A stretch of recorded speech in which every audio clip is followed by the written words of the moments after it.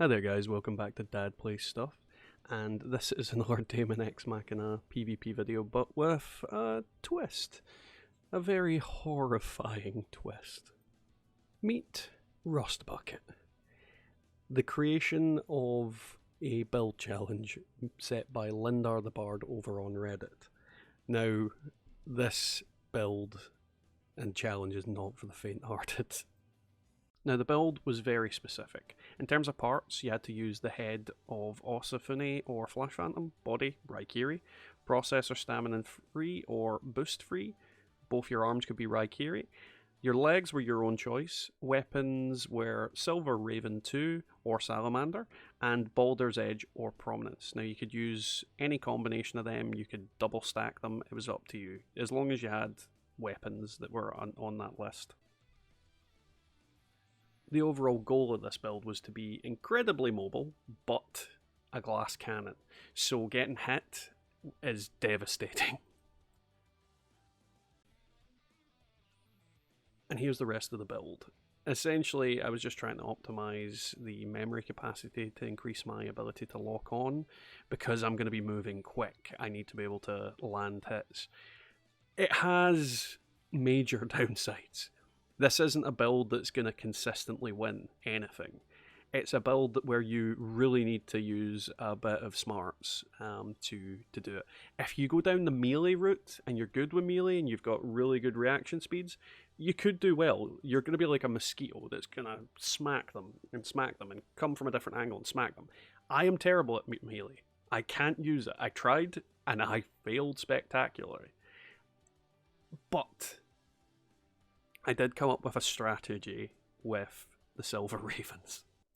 Now, the plan was to basically use the radar jammer to stop their visibility on the radar so they couldn't track me quite as easily by using that, and to use the mirages in order to confuse them as to which one was the real me. Now, with the radar blocked and then me moving around at high speed, they're gonna have difficulty tracking me, and it works. It does actually work really well in terms of confusing the enemy. However, what I'd say is the specific guns that are part of the build are quite bad. I mean, they're just not doing the damage that they need to. I don't know if that's just because I am crap or because I'm moving too fast and I'm missing a lot of my shots. Probably a combination of all above, but as you can see, I struggle to do any real meaningful damage. Now, effective stamina management is key with this build. As you just saw, I overstepped my stamina, and he delivered some massive blows to me with two little hits. One from his machine gun, the other from the laser cannon he was using.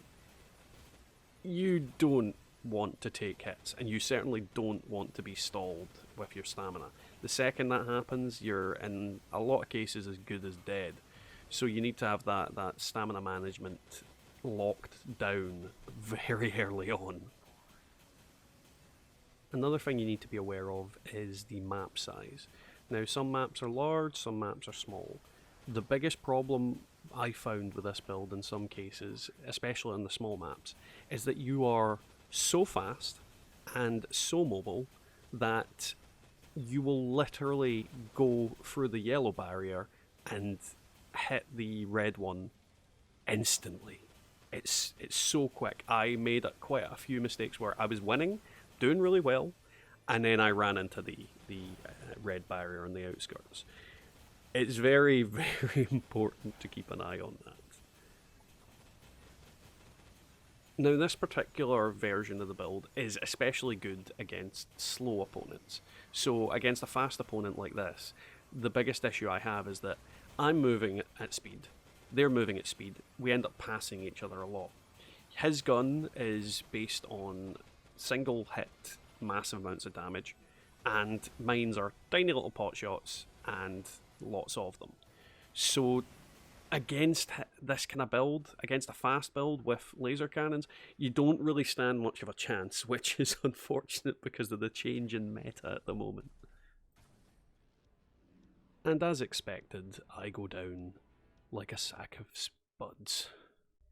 So here I thought, oh, someone that's relatively new, they might have some skills, they might have some knowledge of the meta, but their build overall might be quite bad. So I thought, this might be my chance to win, to actually get a compelling battle and show you guys what this build can do. This guy had other plans. Now, we couldn't leave that as the triumphant win of the video. I wouldn't have it. I had so many losses and I was getting so cheesed with the build that I had to win. I had to find someone I could win again. And then I came across this guy. Now, his build is running 2 massive laser cannons. You can imagine that I wasn't too enthused with that.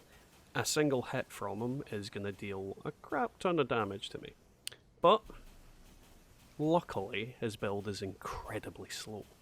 It's also incredibly armoured. So again, we deploy the strategy of using the radar jammer to obscure his view of me, and to basically use my clone, Mirage, to distract him while I get some hits in. Now, against this guy, this strategy works incredibly well. He's really slow, I can get behind him and shoot him in the back, and quite often he would stand still in the middle of the air and allow me to just wail on him. Other times, he would fly around and basically avoid my hits.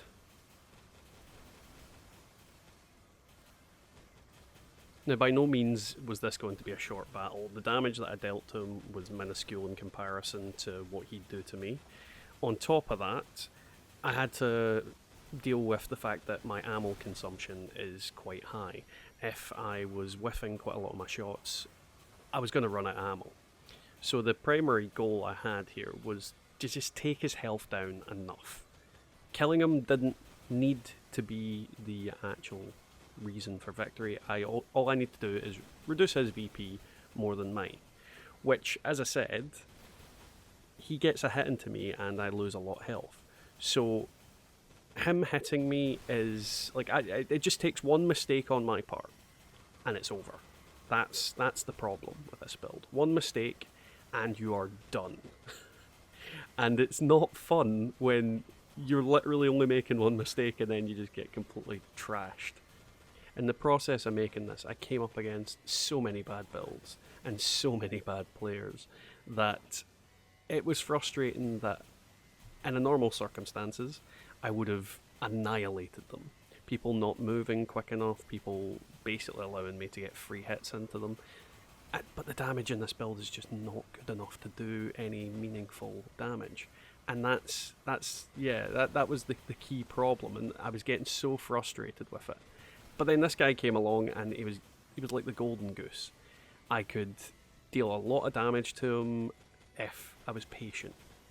And if I could use melee properly, I probably would have got a lot more hits in, a lot more meaningful hits at least.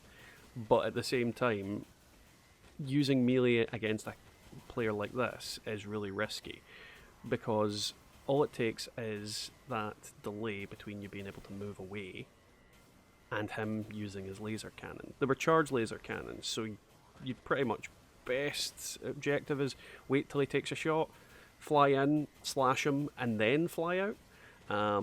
But you'd have to be really close and maybe even right behind him. That is another way to do it, I suppose, as well, with the radar and the Mirage. If he's focused on the Mirage, you can get a load of free hits into his back before he can turn around and actually start hitting you. But again, very, very risky in this type of situation. Now, by this point, I've made a few mistakes, and it's cost me. My VP, as you can see, is incredibly low, and I'm not quite panicking, but I need to plan my next move very carefully. Now, this was always part of the plan. Not so much the taking the damage, but the if I took the damage, there was a distinct thing I could do to even the odds. Now, against the opponent less, I could actually kill him. I could. If I were using better weapons, I would have killed him. But, luckily, on this map, there are the VP canisters lying around. And combine that with the radar jam and the mirage, and I just need to wait out the clock until it's low enough that I can go and get my VP back.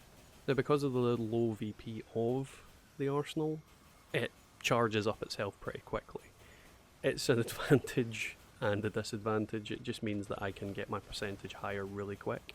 So even if he decides to jump into the VP zone, I'll get a load of free hits, and I'll get my health back quicker than he will his.